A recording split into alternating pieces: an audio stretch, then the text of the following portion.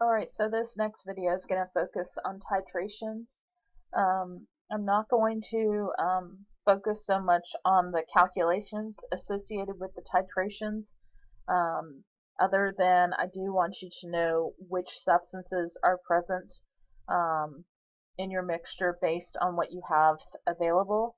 I also do want you to be able to calculate the pH at the halfway point as well as at the equivalence point. Um, if it helps you to go ahead and do the calculations, you are welcome to do them. That's totally up to you. For a strong acid, strong base titration, something with one of your 6 strong acids or a hydroxide, first thing you have to do is the stoichiometry part. You need to figure out which one of those 2 components is going to be remaining, which one is in excess. And then after you have determined that, you have to determine the new concentration based on the amount of the acid or basis that was in excess and the volume of the solution that's present. And then you can use that to calculate pH. What is really nice with strong acid, strong base titrations, because they do both get consumed at the equivalence point, your pH is 7. And if you recognize that, you don't have to do anything more than tell me that. And that's because when you are at the equivalence point, you have used all of the strong acid as well as the strong base that you've added to your mixture, and water and a salt that is neutral are the only substances that remain. So in this particular reaction, we're looking at strontium hydroxide, and we're titrating it with hydrochloric acid. And we want to know, after you've added 0 mils of the hydrochloric acid, what would be the pH. So when you haven't added any of the hydrochloric acid, only the strontium hydroxide is going to affect your pH. And so you would treat this problem just like you were calculating the pH of a strong acid or strong base. You have 0.2 molar strontium hydroxide, and so because there are 2 hydroxides in strontium hydroxide, you actually have 0.4 molar of the OH minus ion present. You can use that to calculate the POH, which would give you a value of 0.398, and from that you can find a pH. It's 14 minus 0.398. So initially in this particular titration, only strong base is present. Okay? And because of that, your pH is excessively high. It's much, much greater than 7. In this second example, we have added some hydrochloric acid, so we do need to neutralize the hydrochloric acid that has been added in the presence of the strong base. So the hydroxide is our source of from strontium hydroxide. The hydrogen ions are coming from the hydrochloric acid. So we need to find the moles we have of both components. 0.1 times 0.2 gives me 0.02 moles of the hydroxide ions in strontium hydroxide, but I have to double that because of there being 2 OHs, 0.04. And then 200 mils of 0.1 molar HCl was added. 0.2 times 0.1 would give me 0.02 moles of hydrogen ions. So my limiting reactant in this particular reaction is just going to be the hydrogen. So the hydrogen gets consumed completely, leaving behind hydroxide, which was in excess. So in this particular mixture, because I had hydroxide remaining as opposed to hydrogen, it's still going to be pretty much a basic solution. The strong base is going to be the major species present. I'm not including water because water, it does not get a concentration. It's a pure substance. But what has happened is because of the moles of hydroxide have been decreased and the volume has been increased, the concentration of the hydroxide is going to drop. It was going to be 0.02 moles over 300 milliliters or 0.3 liters. And so now the concentration is going to be, I think it's like 0.667. And so the POH has gone up a little bit to 1.176. And so our pH is now 12.824. So although we did use up some of the hydroxide because all that's present is hydroxide, the pH is still going to be very, very basic. In this next example, before I go on to that last one, This one would be when you are at the equivalent or the halfway point because you used half of the amount of base that you added. And so halfway is when you are halfway to the equivalence point. That literally is what it's called. The next one is going to be our equivalence point. We have 0.2 molar strontium hydroxide and we have 100 mils of it. We need to double the concentration of hydroxide ions present. So it's still going to start with 0.04 moles. The hydrogen ions present, we have a 0.1 molar HCl solution, and we have 400 mils of that. That too is going to be 0.04. So at this point, hopefully you realize that we're going to use both of those two components completely, which means this reaction is going to be at its equivalence point. We will have used both reactants as fully as we can, and so the pH is going to be based on water, and therefore it will be 7. So the major species present at the equivalence point in a strong acid, strong base titration is water, and your pH is neutral. So as we continue to add more and more hydrochloric acid, that is going to determine our pH, and we'll see that in the next example here. We've gone from 400 mils of hydrochloric acid to 600. The hydroxide ion concentration isn't changing. It's still going to give us 0.04 moles of hydroxide, but now we're going to have 0.06 moles of hydrogen ions present due to that increased volume. So this time hydroxide is my limiting reactant, and hydrogen is in excess, which means at this particular point, hydrogen is going to be my major species, and so the pH should be really, really acidic. Once I've used up all of the hydroxide ions, I'm left with 0.02 moles of hydrogen. My volume has increased greatly. I now have 700 milliliters of solution available, and so I have to account for that when I'm calculating the pH, that the concentration is not just 0.02, but 0.02 divided by that 0.7 liters. And now my pH is super duper acidic, 1.544. So in a strong acid, strong base titration, the pH is either going to start really low or really high, and then it's going to basically stay there until you're getting close to that equivalence point. And when you're at that equivalence point of 7, you're going to see it rapidly shoot up or rapidly go down. Okay? When you have a weak acid strong base titration, it actually is a little bit different because you have that buffer that gets created. Initially, you just have weak acid that's being present in your mixture. You typically titrate with your strong acid or your strong base. And so when you just have that weak acid present, you would find the pH how you would normally do using equilibrium. And you would expect the pH to be less than 7 because of the acidic nature of that acid. As you add strong base, you start to make a buffer. And so that pH is going to stay still relatively acidic, but it'll be a little bit higher than what it was when it was just the acid alone. And because you have two major species that are affecting your pH, the weak acid and the conjugate base.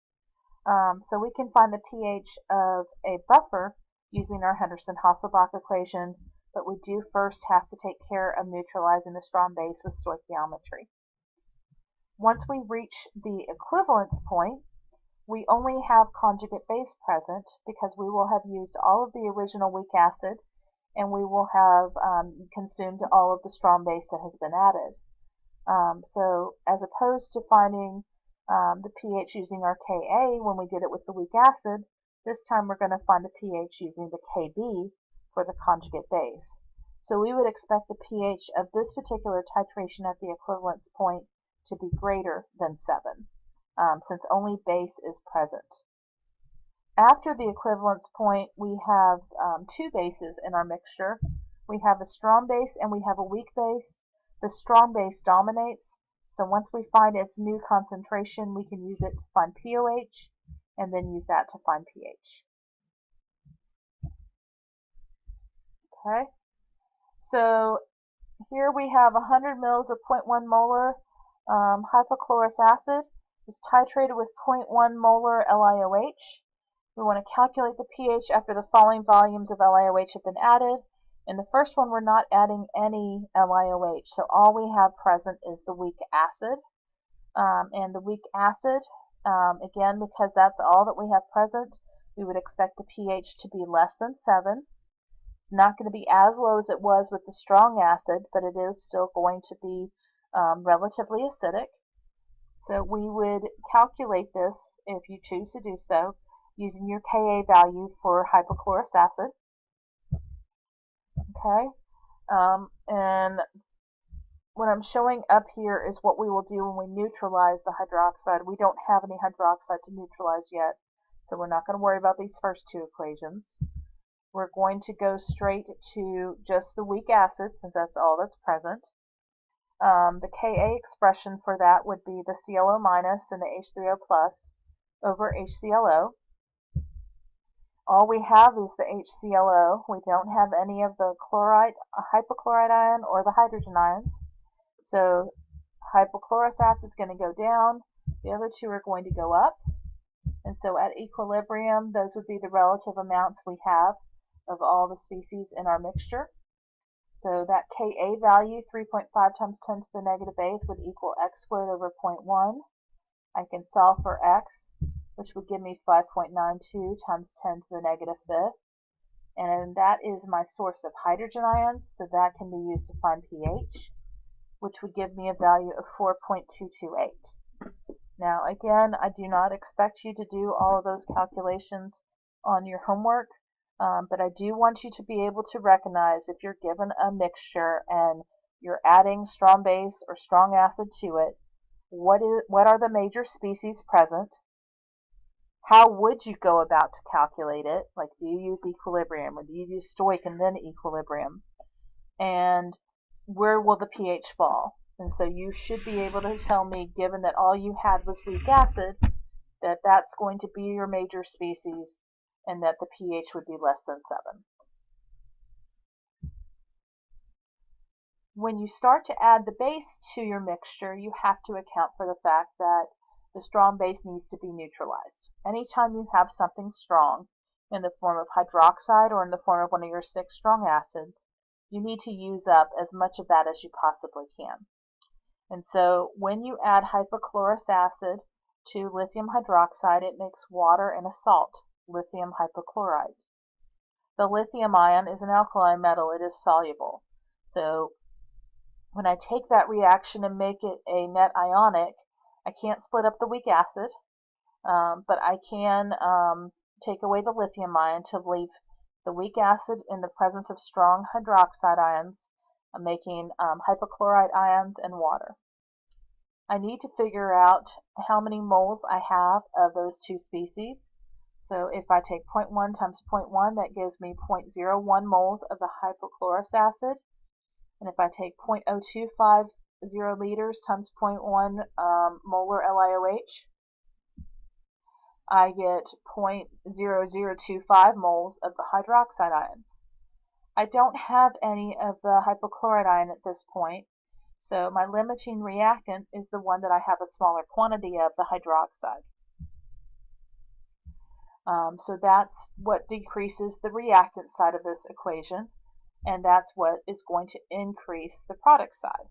So at equilibrium, those are the amounts of the hypochlorous acid and its conjugate base, the ClO minus, I have available. This is a buffer, and so at this point, when you have a mixture of both, you should realize that both of those species are going to affect your pH. It's still going to be relatively acidic because you started with that acid as your primary species in your buffer, so your pH would expect it to be less than 7. But if you go through the calculations, you would expect it to be greater than what it was in the original part of this problem. I can use Henderson-Hasselbalch to calculate it. pH equals pKa, my base being the ClO minus, and my acid being the HClO. Now, as I told you before, you could go through and divide those by the volume to get the diluted concentrations, but because both species are changed by the same volume, you are welcome to leave them as moles, and that's what you see I did. You still have more acid than base, so your pH is going to go up a little, but it's not going to go up drastically, at least compared to that pKa value. Okay? This isn't quite at the halfway point, because if you look back at the top, we did not make the same amount of hypochlorous acid as we did hypochlorite ions. When the amounts at equilibrium of the HClO, this one here, and the hypochlorite ion, this one here are equal, that is when you're at your halfway point, when these two amounts in your ratio are the same. So we're going to do the same thing again, but this time we're adding 50 mils of the lithium hydroxide. So the moles of the HClO aren't changing, but the moles of the hydroxide are. Every time you do one of these, you always go back to start at the beginning, so we don't have any hypochlorite ions at this point.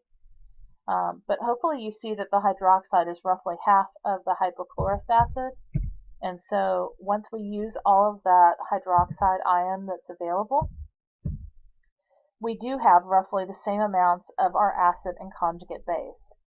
This is the halfway point when you have equal amounts of those, so your pH is solely dependent on your pKa, and so it has gone up, but it is equal to it at 7.46.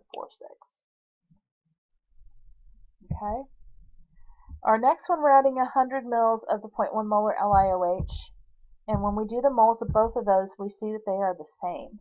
So this is again the equivalence point, because we have used all of the original acid and the strong base that's been added to neutralize it. So at the equivalence point, the only species that determines the pH is the conjugate base of that original acid, the ClO-, and so you would need to recognize that that is your major species present at the equivalent point, and that your pH is going to be basic, that it's going to be greater than 7. Since ClO- does not have any protons to donate, it can only accept one, and when doing that, it produces hydroxide ions. Now before we can do that, we have to determine what the concentration is of the ClO-. Because we're using equilibrium, we do have to have a concentration as opposed to just moles. We don't have a ratio that we can use to cancel out the volume issue.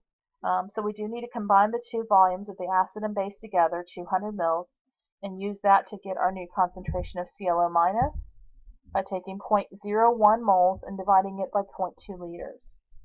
Now that we have that equilibrium concentration, and we know initially we have no hypochlorous acid or hydroxide ions, the reactant side is going to decrease, the product side is going to go up. These should hopefully look familiar to you guys by now. And so that Kb value, we don't get to use Ka this time since we're producing hydroxide ions. You can get from your chart or by taking 10 to the negative 14th divided by your Ka.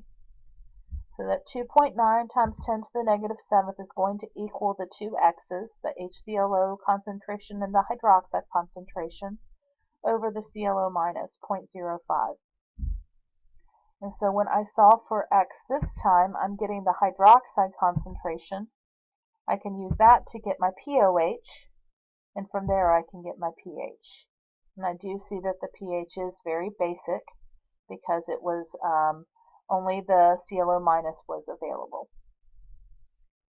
Okay, so the last two parts, the equivalence point and the halfway point, those are two that I would expect you to be able to do calculations for. In this last one, we have the same amount of our original acid, but this time we have strong base in the form of the lithium hydroxide that's being added in excess. We have 0.01 moles of the HClO, and we have 0.0125 moles of the hydroxide ions. So our limiting reactant this time is the HClO. So that's what we're going to go down by. That's what we have to, we will use completely because we don't have enough hypochlorous acid to consume all of that hydroxide. That's also going to be the amount of hypochlorite ions that we can make. So, and this particular combination, our major species is the hydroxide, because strong base is going to beat out weak base any day. Again, we do have to account for the concentration of the hydroxide ions by taking the moles that we have that are remaining and dividing it by the total volume that's in the mixture. 0.0025 divided by 225 mils, or 0.225 liters. Once we've done that, we can find the pOH, which would be 1.954, and then we can take 14 minus that to get the pH of 12.046. So now that we no longer have a buffer, we saw this in the previous example and we're seeing this now, we see the pH is rapidly increasing.